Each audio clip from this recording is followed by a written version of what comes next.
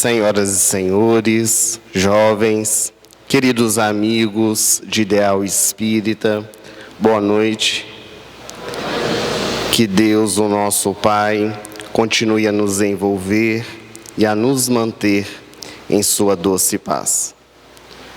O Espírito Augusto César Neto, pela mediunidade incomparável de Francisco Cândido Xavier, no livro Fatos da Vida, vai nos narrar que, certa ocasião, Jesus encontrava-se com seus apóstolos em uma estrada poeirenta. Eles saíam de Jerusalém, a cidade prometida, indo em direção a Jericó. Diversas eram as estradas que ligavam as duas cidades. E no meio da estrada, eis que eles se perderam.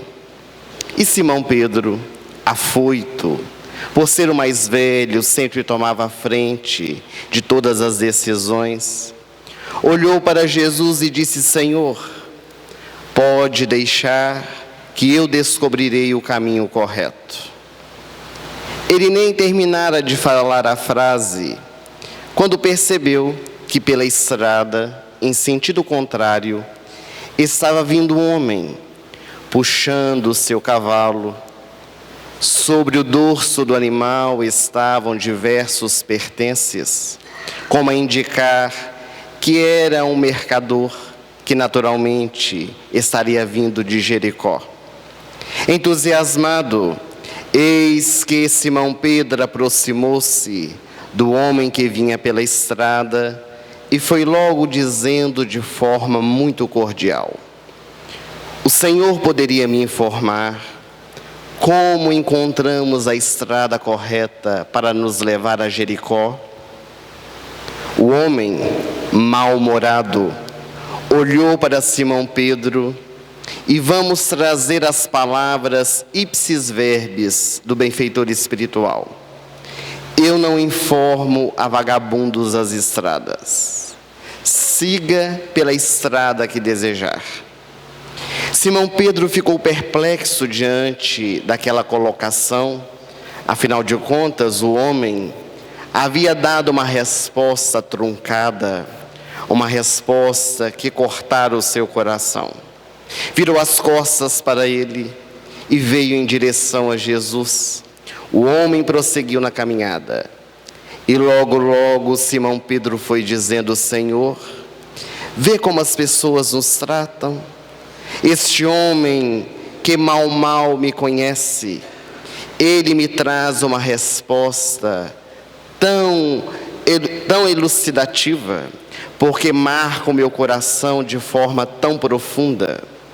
Eu vou dizer ao Senhor que eu sei o que vai lhe acontecer. Quando ele morrer, vai direto para o Hades, para o inferno. Essa deve ser a sua recompensa, para que ele possa aprender a tratar bem as pessoas que estão ao seu entorno. Jesus silenciou diante da palavra do apóstolo. E mal terminara Simão Pedro de fazer as suas considerações. Pela mesma estrada vinha uma jovem que trazia sobre a sua cabeça um cântaro de barro. Ela tinha ido ao poço buscar água. Essa era a função das mulheres no solo judaico. E quando Simão Pedro a visualizou, logo aproximou-se dela para saber informações a respeito da estrada correta que levava a Jericó.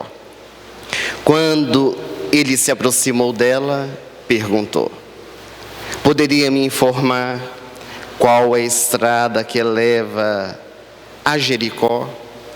A jovem colocou nos lábios um sorriso, pegou o vasilhame que estava sobre a cabeça, colocou ao chão e lhe disse: pois não, o Senhor siga essa estrada poeirenta. Na primeira transversal, vire à direita, siga a estrada e a segunda à esquerda, segue adiante e encontrará a cidade de Jericó. Simão Pedro ficou tão agradecido.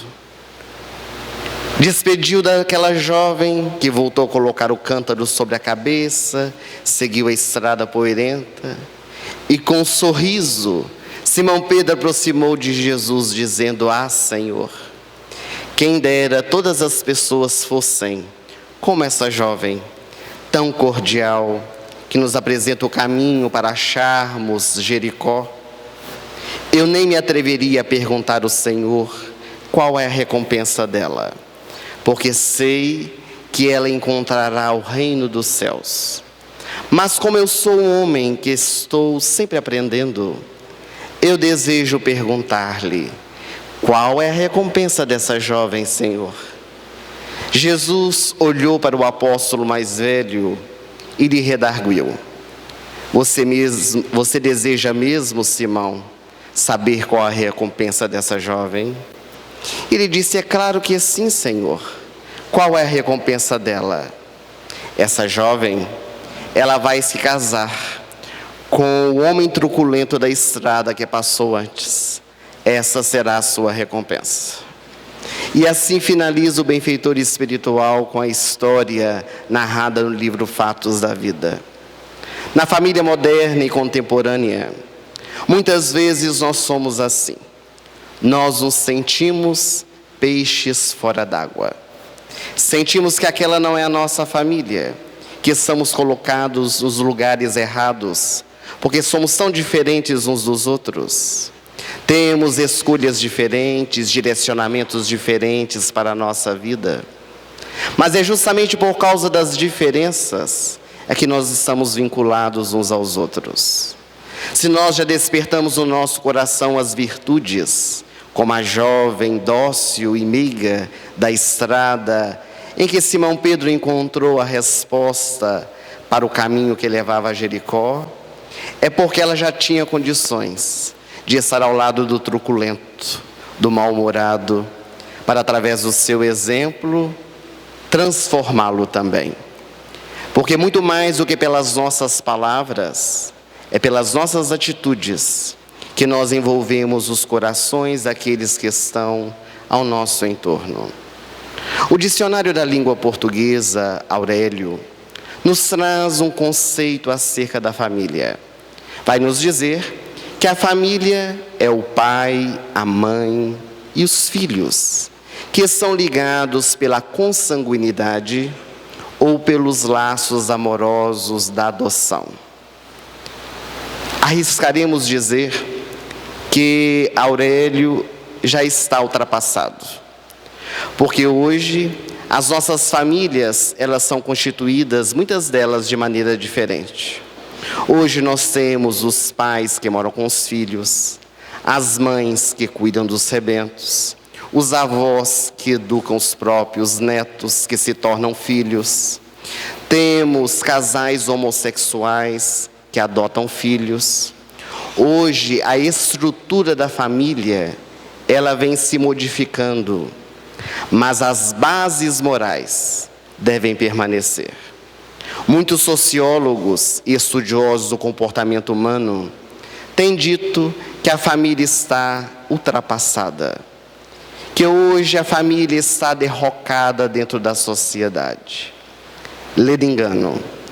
Kardec, o codificador da nossa doutrina, em O Livro dos Espíritos, já questionava as entidades venerandas, a questão 696 da obra, o que ocorreria se dissolvesse todos os laços de família.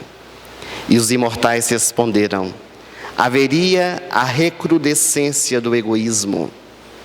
Os homens e mulheres que vivem dentro da sociedade voltariam à primitividade, porque a vida em família é uma necessidade que nós temos para o nosso aprendizado, na convivência do dia a dia, aparando as nossas arestas, controlando aquilo que verdadeiramente somos.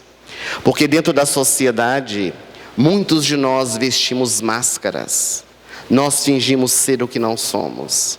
Mas é dentro de casa, no convívio com os nossos, que desvelamos. E é ali dentro do nosso lar que nós somos convidados a respeitar os nossos familiares, a aceitar como cada um como queira ser. Não é ser conivente com o erro, mas é deixar cada um seguir a sua estrada e fazermos as nossas melhores escolhas. Mas este é um grande desafio, porque geralmente dentro da nossa família, nós queremos modificar os outros, mas não queremos nos transformar a nós mesmos. Sabemos de cor o que o outro deve fazer para poder se iluminar, para deixar o vício, para transformar as suas imperfeições em virtudes. Mas quando se trata das nossas próprias dificuldades, ou não as enxergamos, ou queremos ter desculpismos, sempre transferindo para os outros a responsabilidade. Joana de Ângeles, pelas mãos de Divaldo Franco, no livro SOS Família, vai nos dizer que o dia que a humanidade reconhecer a reencarnação como uma realidade, a família terá suas bases muito mais seguras, porque nós entenderemos a grande oportunidade que nos foi oferecida por Deus nos nossos encontros e reencontros, para nós estabelecermos laços, se porventura não houverem, ou criarmos, se ainda temos as nossas arestas. Porque o Evangelho segundo o Espiritismo, quando trata a respeito da parentela corporal e espiritual, os benfeitores vão nos dizer que a maioria das nossas famílias, no atual estágio evolutivo em que nós nos encontramos, se fazem a partir de inimigos do passado, onde somos colocados no ambiente familiar para justamente estreitarmos os laços do amor. E é tão curioso, porque se nós temos dificuldade com o nosso irmão, alguém da rua fala mal dele, nós defendemos. Nós podemos falar mal dele para qualquer pessoa, mas o outro não pode falar, porque já é da condição da consanguinidade estabelecer a defesa da nossa grei, da nossa família. E através dessas movimentações, que parecem tão pequeninas, nós vamos trabalhando na nossa intimidade os outros sentimentos, os outros valores, para realmente a harmonia apossar do nosso lar.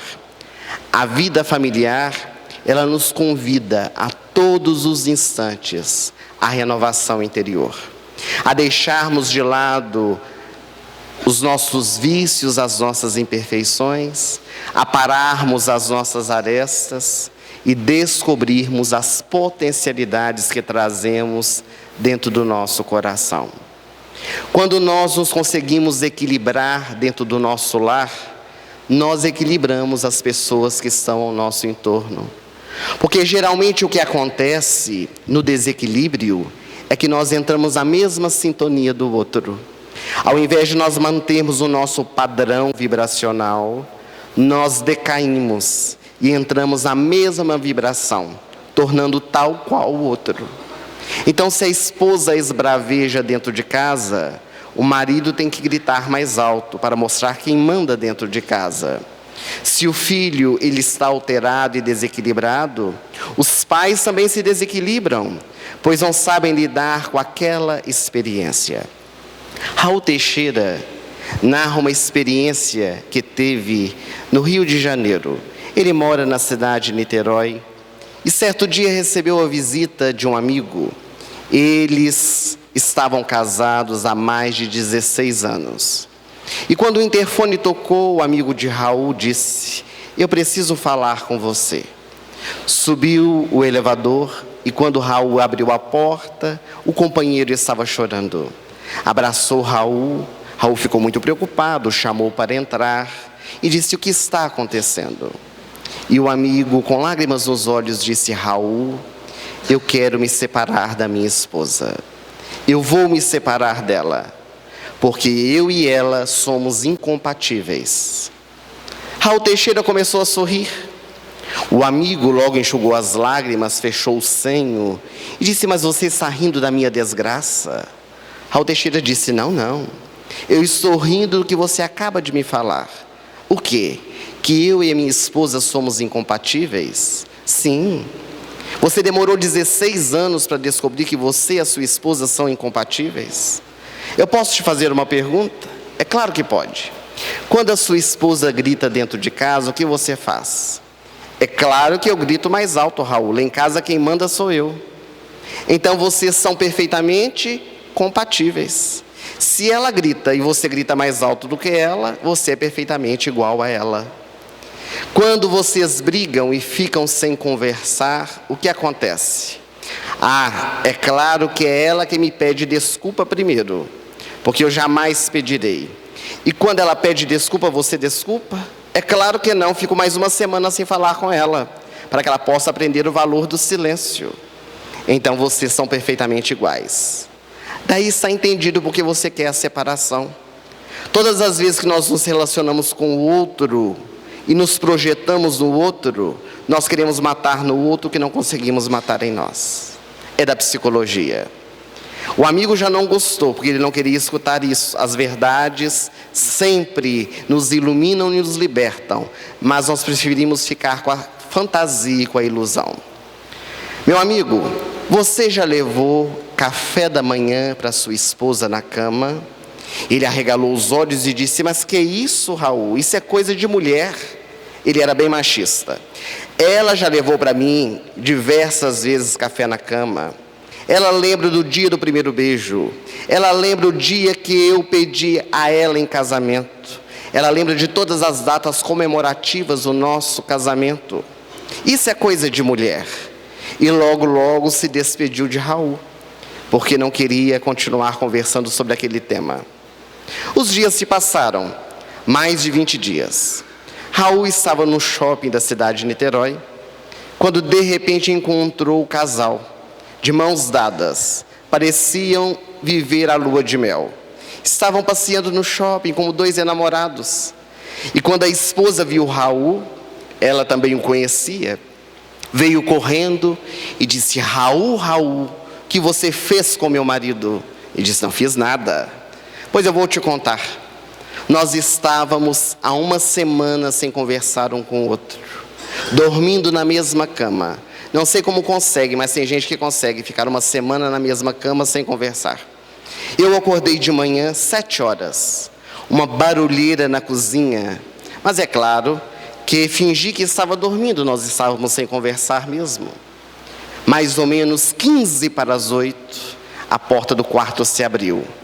Eu deitada, fingindo que estava dormindo, e ele chegou perto, colocou sobre a cama uma bandeja.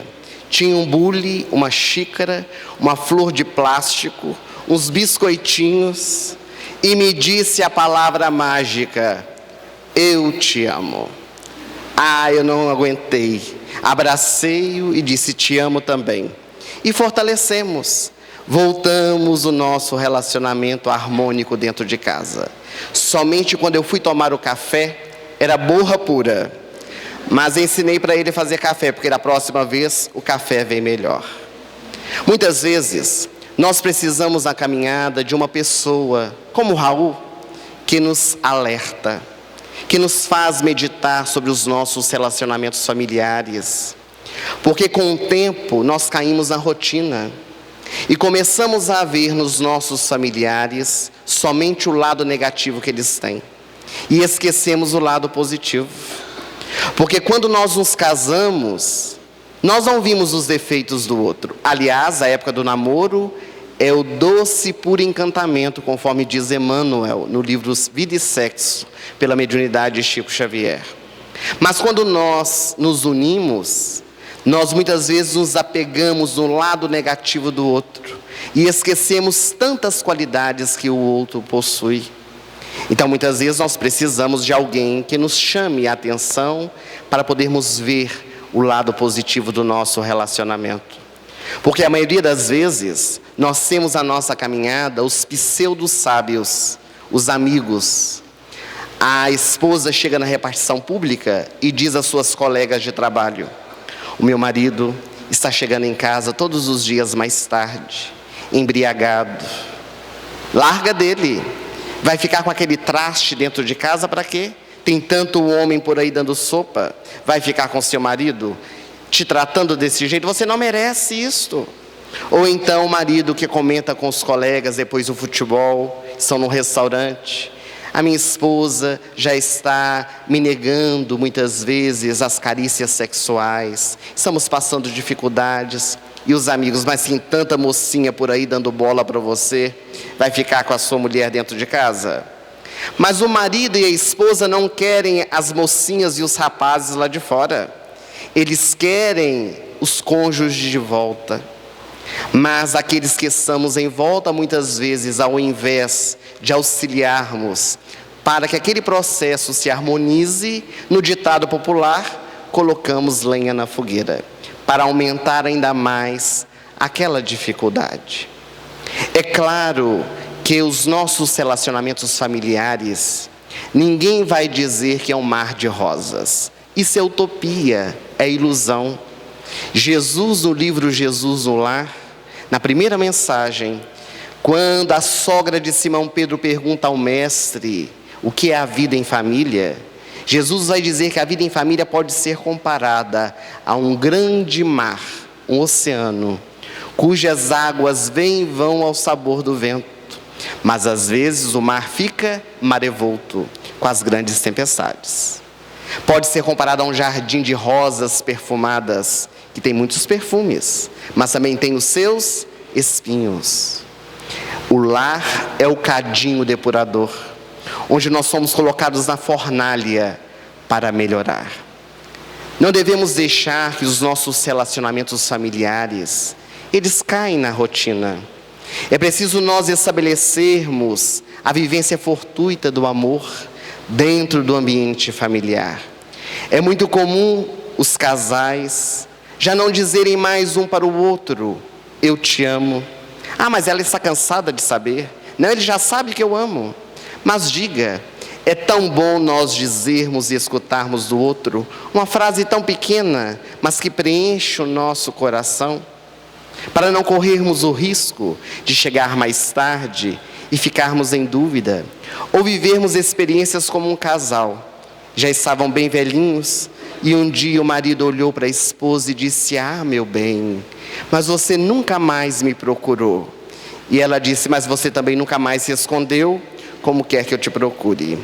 Porque é preciso muitas vezes nós vivenciarmos esses momentos do namoro, desse encantamento, dessa procura, destes momentos que nós criamos no nosso lar, como forma de reavivarmos o amor.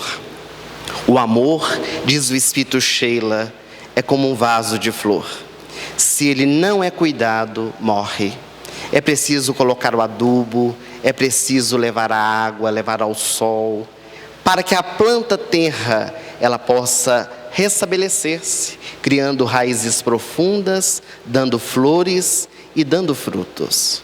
E à medida que o tempo passa, quando nós vamos reavivando dentro de nós o sentimento do amor, a nossa família, ela vai se fortalecendo em bases seguras.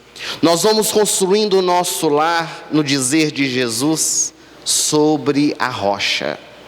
Porque quando nossa casa é construída sobre areia, na primeira tempestade ela derrui. A primeira dificuldade, ela não se sustenta. Mas quando o nosso lar, que é diferente da casa, é construído sobre a rocha, se mantém. As dificuldades vão acontecer, os conflitos vão aparecer, mas se sustentam através de um simples toque, através de um carinho. E quando nós começamos a visualizar as dificuldades e vamos resolvê-las, porque geralmente dentro da nossa família, para não termos discussões e dificuldades, o que nós fazemos? Colocamos debaixo do tapete a sujeira. Mas a sujeira vai aumentando a poeira e chega um momento que sobe e asfixia, porque nós já não suportamos mais e colocamos para fora todas aquelas vivências de 30 anos atrás, que já deveriam ter sido resolvidas, mas que nós deixamos acontecer para não criar maiores dificuldades. Estamos com problema? Vamos encontrar a solução. Todo problema tem solução. Basta nós sentarmos, meditarmos. Nada de fazer comparações, porque nós achamos que sempre a família do vizinho é melhor do que a nossa. Comparamos com os nossos familiares. Há inclusive uma velha história que diz que Rodrigo e Ana eram casados e eles tinham um amigo que chamava Eduardo, que estava casado com Esther. E então, um dia Ana disse ao seu marido: a Esther que é feliz, porque o Eduardo leva para ela flores. O Eduardo abre a porta do carro para que ela possa descer. O Eduardo sempre está presente na vida dela. Por que você não faz o mesmo? Olha, eu não tenho muita intimidade com a Esther, mas se você quer que eu faça, posso fazer. Comparações. Não devemos comparar com os outros as vivências, porque cada um de nós passamos pelas experiências dentro do nosso lar e vamos nos fortalecendo, vamos crescendo juntos. Onde está o problema para lubrificarmos, para resolvermos juntos, sustentarmos nas experiências do dia a dia? Quando nós estabelecemos isso dentro da nossa família, nós passamos pelas dificuldades de maneira diferente, porque do contrário, elas se tornam mais doídas. O processo se torna muito mais doloroso quando nós silenciamos, mesmo quando não concordamos com a situação. Um casal tinha completado 75 anos de casamento, o que é muito raro nos dias atuais, bodas de diamante. E uma jornalista foi entrevistar o casal para saber o que sustentou-os naqueles 75 anos de casamento. A senhora e o marido estavam assentados ao sofá e a jornalista lhes perguntou: 75 anos de casado é um exemplo para todos nós. Eu gostaria de perguntar, nestes 75 anos, nunca tiveram uma briga? Nunca tiveram uma discussão que abalou o relacionamento de vocês? E logo a senhora tomou a palavra, dizendo: é claro que não, porque nós vivenciamos o puro amor. Mas não é possível, nunca tiveram uma briga sequer, uma discussão? E ela disse: não tivemos nenhum tipo de discussão. O marido olhou para ela com o senho fechado e ela disse: vou então contar apenas uma experiência que foi a única que teve no nosso relacionamento, que trouxe certa dificuldade. Foi no dia do nosso casamento. Nós nos casamos em um sítio e o meu sonho era entrar em cima de uma carroça, bem rústico o casamento, entrar em cima de uma carroça e sair do sítio indo em direção à cidade em uma carroça puxada por um cavalo, aquela coisa da roça que estava bem distante da cidade. E ele me deu de presente um casamento como esse. Nós nos casamos e logo depois da cerimônia, da festa, nós fomos para a cidade de carroça. E no meio do caminho, na estrada poeirenta, eis que o cavalo empacou pela primeira vez. E o meu marido, agora o meu marido, assentado ao lado de mim com as rédeas na mão, disse para o cavalo: se você empacar de novo, você vai ver o que te acontece. Eu te mato. E vou contar. Eu fiquei atenta no que estava acontecendo. Continuamos a andar. Quando mais uns metros, o cavalo empacou de novo. Empacou e ele não disse mais nada, apenas enumerou 2. Continuamos. Mais à frente o cavalo empacou de novo. Ele desceu da carroça, pegou uma espingarda que estava atrás e matou o cavalo. Eu fiquei tão assustado e disse: mas meu marido não precisava de tudo isso. Ele me olhou e disse: Eu nunca mais disse nada. Fiquei em silêncio, aceitei tudo o que ele fez, para não ter o 2, ainda mais o 3. Então muitas vezes nós somos essas pessoas que silenciamos, mas ficamos guardando por dentro a mágoa, o rancor. É preciso dialogar. O diálogo está tão ausente das nossas famílias, ainda mais na era do WhatsApp, porque o WhatsApp é uma conquista tecnológica, mas tem levado preocupações para os estudiosos do comportamento humano. Hoje nós conversamos por WhatsApp, porque antigamente nós falávamos assim: vós me se, você, C, hoje VC. VCHJ no CEJ. Que é isso? Uma incógnita. Você vai hoje no Centro Espírita Jesus de Nazaré, é o WhatsApp. Nós vamos encurtando as frases e perdemos a arte de poder conversar. Outros relacionamentos, eles dão certo porque as pessoas se afastam uma das outras dentro do próprio lar. Querem distâncias e preferem viver recolhidas dentro de si mesmas, achando que isso é aceitação, é abnegação, é resignação e obediência. Um casal comemorou 25 anos de casamento. E um amigo aproximou-se do marido e disse: o que vai dar de presente para sua esposa? Nós vamos fazer uma viagem à China. E ele disse: nossa, mas que interessante. Vocês realmente devem amar, porque vão viajar para a China juntos. E foram. Os anos se dobraram, aqueles dois não se encontraram mais. Depois de 5 anos, eles se encontraram. Estava feliz o marido. E então o amigo perguntou: agora que vocês estão completando 30 anos de casamento, para onde vai com a sua esposa? Para lugar nenhum. Mas como lugar nenhum? Com 25 anos vocês foram para a China, agora com 30 anos achei que ia para um lugar melhor. Não, agora eu vou buscá-la na China, deixei-a lá. Então muitas vezes nós deixamos os nossos familiares para trás, ao invés de andarmos junto com eles. Quando na família nós abrimos o espaço para a chegada dos filhos, a situação ela se complica um pouco mais. Porque conviver com uma individualidade diferente da nossa já é um grande desafio. Mas quando vão chegando os rebentos, que nos convidam agora a dar o testemunho do exemplo, porque os nossos filhos nos veem, principalmente as crianças pequenas, como heróis. A menina, ela está sempre acompanhando os passos da mãe, o menino do pai.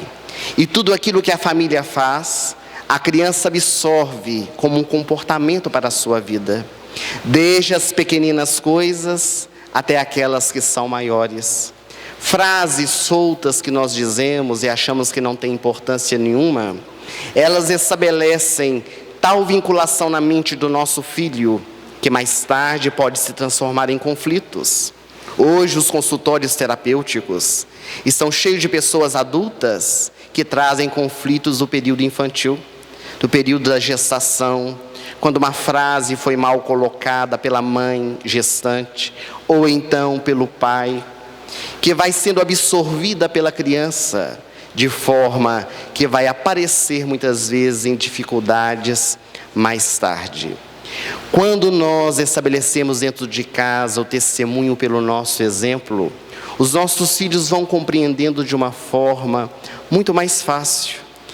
Porque hoje o problema que nós estamos tendo dentro da sociedade com as nossas famílias é justamente porque os pais querem que os filhos vivenciem uma situação que eles ainda não vivenciam. Então o pai diz para o filho: não beba, beber é prejudicial à saúde. Mas no final de semana coloca sobre a mesa a sua cerveja e toma na frente do filho.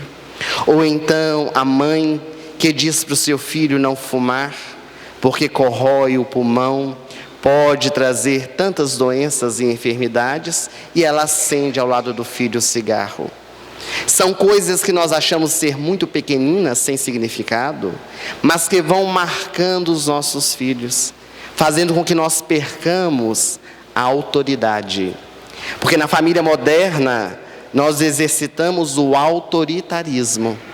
Nós somos aqueles que queremos que os nossos filhos sigam pela força. E dizemos ao nosso filho: se você fizer isso, eu te arrebento. E ele deixa de fazer para não ser arrebentado. Não é porque aprendeu. O filho bem educado, ele age da mesma forma, longe ou perto dos seus pais. Mas todas as vezes que nós passamos pela experiência com os nossos filhos e queremos ensiná-los pela força, quando eles estão longe de nós, acabam por vivenciar aquela experiência. Porque nós não educamos, Nós apenas criamos o temor no coração do nosso filho.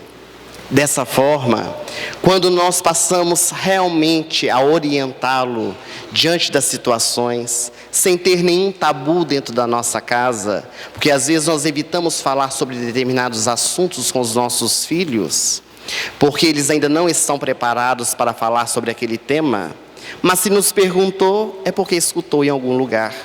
Se o nosso filho de 6, 7 anos de idade está falando sobre assuntos que não são pertinentes à sua idade, é porque ele escutou alguém falar a aquele respeito. E é melhor nós orientarmos. Nós que temos o conhecimento acerca daquele assunto, ou se não tivermos, vamos pesquisar, para poder responder ao questionamento. Porque se não formos nós, será outro. E nem sempre de maneira conveniente. Pela falta de tempo, hoje nós vivemos um mundo capitalista, onde estamos sempre dando coisas aos nossos filhos, mas não estamos nos oferecendo a eles. Nós transferimos a educação dos nossos rebentos para a babá, para a escola, para os avós e até mesmo para a religião. E a educação dos nossos filhos deve ser dada por cada um de nós. Somos nós, os pais irresponsáveis, que vamos criando no coração dos nossos rebentos o fortalecimento para a caminhada, porque ali são espíritos que trazem as suas tendências, desde pequenino, boas ou más. Nós vamos fortalecendo o lado positivo e vamos transformando o lado negativo. E para isso é preciso ter convivência. Mas a família moderna transferiu a educação para a babá. A babá que nos merece o mais profundo respeito, mas que é uma profissional que está no nosso lar para cuidar do nosso filho. Ela tem carinho, ela dá atenção, ela provê a ele as suas necessidades, mas ela não é a responsável por educá-lo moralmente. Essa tarefa é dos pais. O que está acontecendo nos dias de hoje? A babá tem mais autoridade sobre o filho do que os próprios pais. Pai e a mãe falam 500 vezes, a criança não obedece. A babá fala uma vez, ela obedece. Por quê? Transferiu para a babá a figura dos pais, a figura da mãe. Os avós também não são responsáveis por educar os seus filhos. Aliás, nos desculpem os vovós, as vovôs e as vovós presentes, os avós são os principais deseducadores dos netos. Dizem os psicólogos, não são palavras nossas. Porque os avós geralmente, com algumas exceções, deixam os netinhos fazerem tudo aquilo que os filhos não fizeram. Porque é o tempo de curtir o netinho. E a maioria dos netos adoram ir para a casa da vovó. Nós estávamos em uma palestra e falamos essa frase, que os avós são os principais educadores dos netos. Ao final da palestra, uma avó veio nos falar. Ela estava inflamada. E disse, isso é um absurdo, numa palestra espírita, você dizer que os avós são os principais educadores dos netos. Eu sou educadora da minha neta, e ela é maravilhosa. Eu cuido dela com todo o amor, eu nunca deseducaria a minha neta. Nós ficamos escutando quando ela terminou, e eu disse, mas conforme eu disse, não é uma tese minha. São dos estudiosos do comportamento humano. Foram os psicólogos que disseram. Mas se a senhora é a exceção, que bom, continue educando a sua filha, a sua neta. Mas o pior ainda estava por vir, porque nós íamos ficar hospedados na cidade, e quando a pessoa que nos convidou foi nos apresentar a anfitriã, era a avó que nos ia levar para a casa dela. Fomos um pouco constrangidos, ela no banco de trás do carro, em silêncio. Não disse uma palavra, apenas indicando o caminho. Quando chegamos na casa dela, ela abriu a porta da sala, acendeu as luzes. Havia um quadro no meio da sala de visitas. Na casa da vovó, pode tudo. Quando li o quadro, ela olhou para mim e logo deve ter se recordado da palestra. Então ela disse, quase tudo, né, Wellerson? Eu disse, quase tudo. Ficamos hospedados. Quase à noitinha, a netinha dela chegou. Ela tirou todos os controles de televisão, de som, de DVD, colocou mais em cima. Tirou todos os bibelôs da mesa, da sala de estar e colocou em cima da estante. E aí nós vimos que na casa da vovó pode tudo realmente. Porque ela muda toda a vida dela para a neta que chegou. Então os avós não são responsáveis por educar os seus netos. Contribuem, mas não fazem a tarefa. Também não cabe à escola, porque a escola intelectualiza os nossos filhos pelo conhecimento. Mas hoje a pedagogia teve que modificar a sistemática de trabalho. Porque nós que somos os pais não estamos oferecendo aos nossos filhos a educação conveniente. Então são os professores dentro de sala de aula que estão tendo que dar valores para os nossos filhos. E quando chega o bilhete da escola para a reunião de pais, nós dizemos, mas eu pago um absurdo de mensalidade, eles que resolvam o problema do meu filho. E continuamos transferindo para eles a tarefa que é nossa. Também a religião não tem essa tarefa. A religião, ela apenas semeia no coração do nosso filho, pela evangelização infantil, pela mocidade. E depois nós cultivamos essa semente dentro do nosso lar, nos exemplos que vamos oferecendo. Quantas vezes dentro da nossa casa nós vivenciamos experiências com os nossos filhos, que depois nos fazem meditar que fomos nós mesmos que incutimos nele aquela postura. Estamos aproximando do Natal, por exemplo. Nós buscamos dar aos nossos filhos o presente que ele pediu para o Papai Noel, porque o Natal tornou-se, lamentavelmente, a presença do bom velhinho nas nossas casas. O aniversariante está bem distante. E damos ao nosso filho o presente, ele fica muito feliz. Mas quando as famílias vão se reunir no dia seguinte, nós dizemos para o nosso filho, não leve esse presente que foi muito caro e seus primos vão destruir. Então ele guarda o presente em casa, não leva, porque o presente novo é para ele. E os presentes estragados e velhos que é para compartilhar com seus primos. Nós começamos a cultivar, numa simples situação, o egoísmo no coração do nosso filho. Mais tarde, quando ele não quer compartilhar com ninguém, nós estamos reclamando de uma situação que nós próprios criamos ao nosso entorno. Nós estivemos em uma cidade do interior e uma mãe nos contou uma história que nos chamou muita atenção. Hoje o filho dela já é adolescente, mas na época ele tinha 5 anos de idade. Ela foi convidada para um casamento, destes casamentos que tem nas cidades do interior, estes casamentos do ano, onde todos ficam aguardando ser convidados. E ela foi chamada, juntamente com a sua família, para ser madrinha de casamento. Então ela teve que se preparar muito mais, ir ao salão de cabeleireiros, fazer o cabelo, a unha, a maquiagem. E no sábado de manhã, ela marcou o salão, o marido estava trabalhando, então ela levou o filho de 5 anos junto com ela.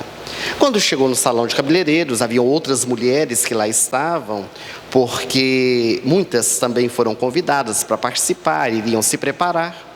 O menino se assentou no chão brincando, ela foi fazer o cabelo, a unha, sempre tudo muito demorado no salão de beleza. Quando de repente o silêncio se fez dentro do salão e o menino disse na maior altura, a mamãe bebe pinga. Ela quase desmaiou da cadeira. Ela olhou para o menino e disse, está ficando doido? A mamãe nunca tomou pinga. A mamãe não bebe bebidas alcoólicas. Bebe sim. A mamãe bebe pinga. E como no salão de cabeleireiro não há fofoca, não é? As pessoas olhavam umas para as outras, sorriam. Porque quando nós queremos falar mal de alguém, não sei porquê, cutucamos, faz assim com o cotovelo ou assim com a cabeça para poder mostrar. Ela ficou ruborizada diante da situação, quando ela silenciou, porque criança não mente, dizem. Como que ela ia desmentir uma criança de 5 anos que falou que ela bebe pinga? De repente o menino disse, lembrei, a mamãe não bebe pinga, ela bebe uísque. Ficou ainda pior. Ela estava doida para acabar o cabelo, a unha, a maquiagem para ir embora. Quando eles saíram do salão de cabeleireiros, ela foi sacudindo o menino pela rua, disse, onde tirou isso, meu filho? Sua mãe nunca bebeu bebidas alcoólicas. E o menino calado. Quando chegaram em casa, o marido dela já tinha chegado do trabalho.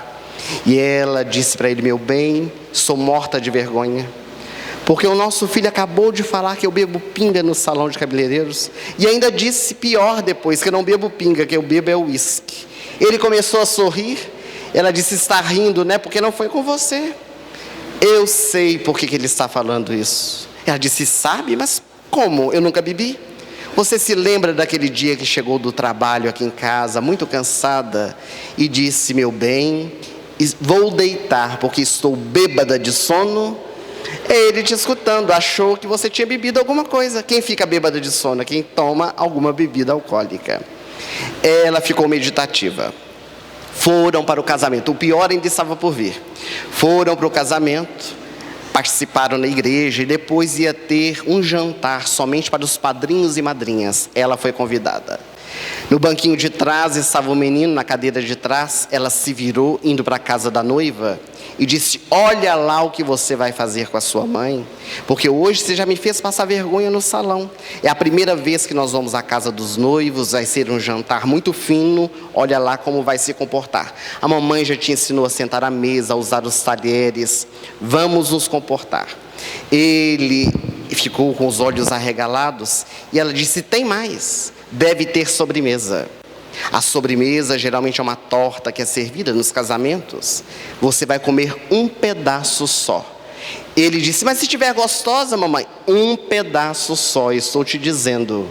A mamãe faz um bolo inteiro para você depois, mas lá no casamento um pedaço só. Porque a sociedade criou essa coisa de etiqueta social, que sobremesa é uma vez só. A parte mais gostosa do jantar, uma vez só. Se não repetir o jantar é porque não gostou, mas a sobremesa não pode repetir. Muito bem, eles chegaram, e o menino vigiado pela mãe a todo instante. Criança no ambiente de adulto, ele foi ficando deslocado. Demorou muito para servir o jantar. Todos se assentaram em volta da mesa, ele ao lado dela e ela de olho no menino. Olho no menino. Serviram os pratos principais, depois as entradas, ele se comportando, sempre quietinho, comendo bonitinho à mesa. Quando os garçons tiraram todos os pratos, estavam sendo preparada a sobremesa, o menino sumiu. Quando ela olhou na cadeira, onde estava o filho dela? Sumiu do meio da sala. Ela desconcertada, as pessoas conversando, ela não sabia nem o que respondia. Quando ia entrar a sobremesa, o menino surgiu.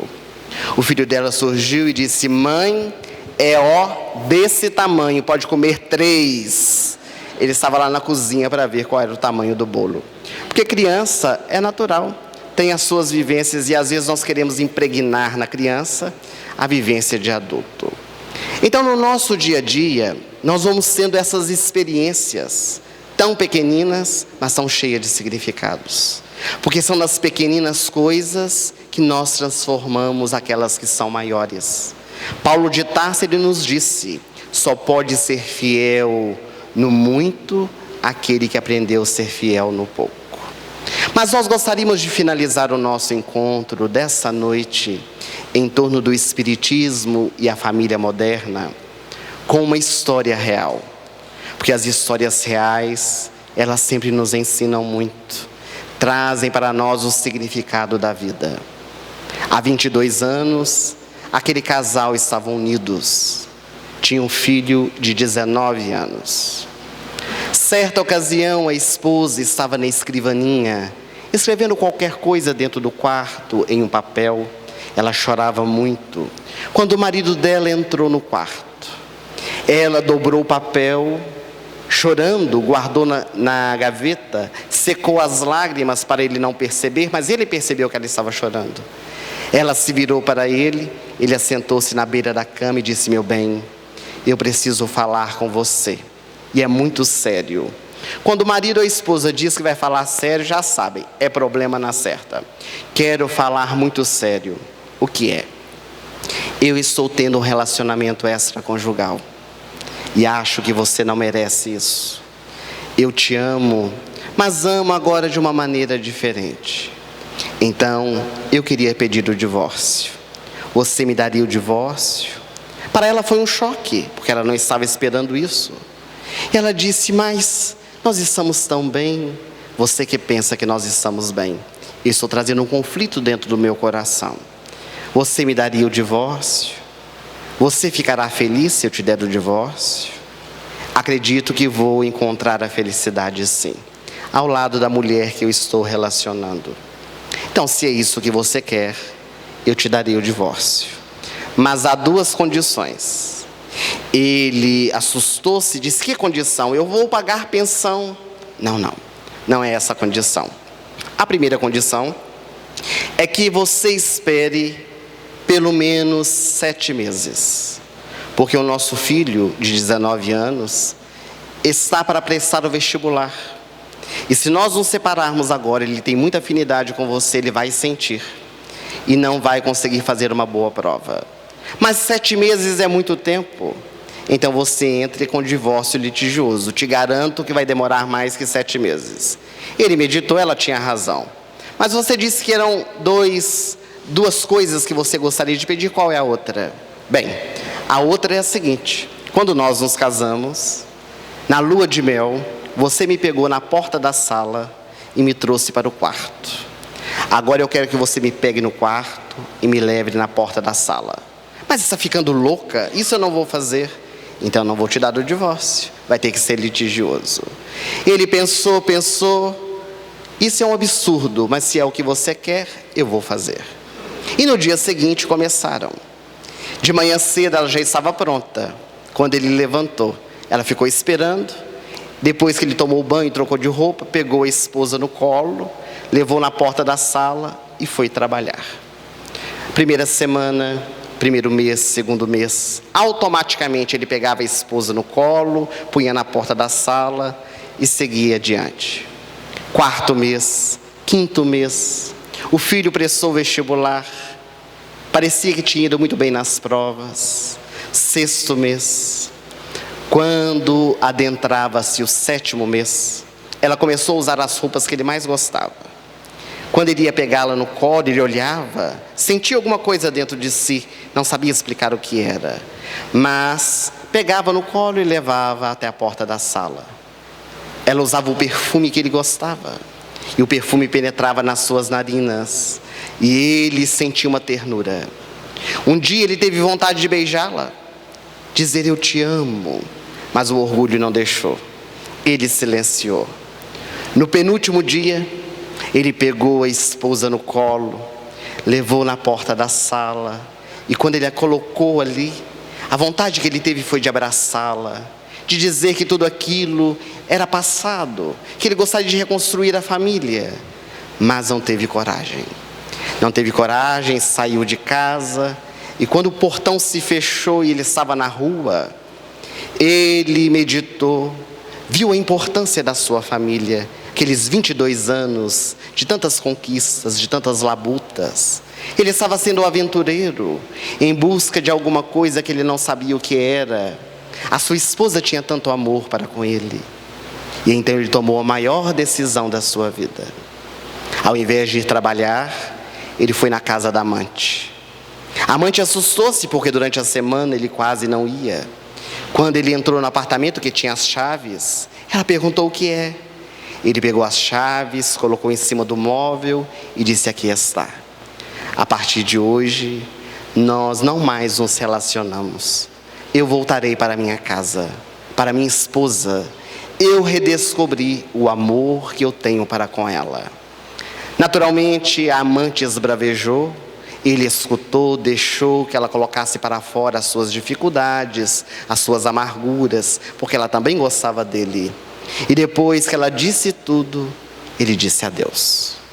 Saiu do apartamento da sua amante, foi uma floricultura, comprou uma corbelha de rosas perfumadas e decidiu passar o dia com a sua esposa. O filho de 19 anos não estava em casa. Eles iriam reatar, iriam viver os seus idílios dos tempos de namoro. Ele foi correndo para casa com um presente comprado para a esposa. Escreveu um pequeno cartão. Quando ele chegou em casa, estranhou. Um profundo silêncio se fazia. Ele foi andando pelos corredores e quando chegou no quarto, a esposa estava deitada sobre a cama. Ele achou tão estranho porque ela sempre estava em movimentação. Chamou-a de mansinho pelo nome. Ela não respondeu. Aproximou um pouco mais. Chamou-a mais forte. Ela não respondeu. E quando ele se aproximou, ela estava morta. Ela estava caída na cama, morta. Um desespero invadiu seu coração. Ele não sabia se ligava para o filho, se ligava para o SAMU, se ligava para a delegacia, não sabia o que fazer. Pegou a esposa no colo em pranto convulsivo. A corbelha de rosas deixou ao lado da cama e chorou amargamente. Enquanto ele chorava com a esposa no seu colo, ele viu sobre a escrivaninha um pedaço de papel. Depositou-a sobre a cama, assentou-se no tamborete junto da escrivaninha e pegou aquele papel que era uma carta, que dizia mais ou menos o seguinte: meu grande amor, hoje eu cheguei do médico, não sei como te dar a notícia. Eu estou com câncer, que se transformou em metástase. Na carta havia um parêntese e várias reticências. Depois o parêntese se fechava e ela voltava a escrever embaixo. Quando eu comecei a escrever essa carta, você entrou dentro do nosso quarto. Eu estava chorando muito, mas não quis te contar nada. Guardei o papel na gaveta, me virei para poder te escutar e você pediu o divórcio. Eu nunca imaginei que você faria isso com a nossa família. Então, a primeira coisa que eu pensei é que se eu te desse o divórcio no dia que você pediu, eu iria morrer e você ia acreditar que eu tinha morrido porque você se separou de mim. Mas eu estou morrendo porque o câncer está me devorando. O médico me deu no máximo 6 meses de vida. Então a primeira coisa que eu refleti foi te pedir 7 meses. Porque nós iríamos ajudar o nosso filho que nos ama e também você não guardaria a culpa dentro do seu coração. Eu não sei quando eu vou morrer, mas o dia que eu me for, eu gostaria que você fosse muito feliz. Que você pudesse redescobrir o amor que eu não consegui cultivar dentro do seu coração. Seja feliz com aquela que trouxe o despertamento dos valores da intimidade da sua alma. E em relação ao nosso filho, cuide dele, porque ele te ama. Cuide dele e diga-lhe que eu também o sempre amarei. Assinado fulana de tal. Embora essa história seja muito trágica, ela nos traz o valor do sentimento do amor.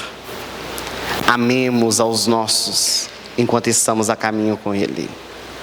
Reconciliemos com os nossos adversários, conforme nos disse Jesus, enquanto estamos ao lado dEle. Para que assim, o sentimento sublime que Jesus nos ensinou possa ser realmente desenvolvido, despertado e vivenciado no nosso coração, iluminando a todos aqueles que estão à nossa volta. Que Jesus possa nos abençoar, possa nos fortalecer em suas vibrações de paz. Aproveitando a oportunidade, nessa última reunião que nós estaremos juntos neste ano, junto dos senhores, desejo-lhes um Feliz Natal, um próspero Ano Novo, que possamos sempre nos estar unidos para o estudo do Evangelho. Uma boa noite a todos.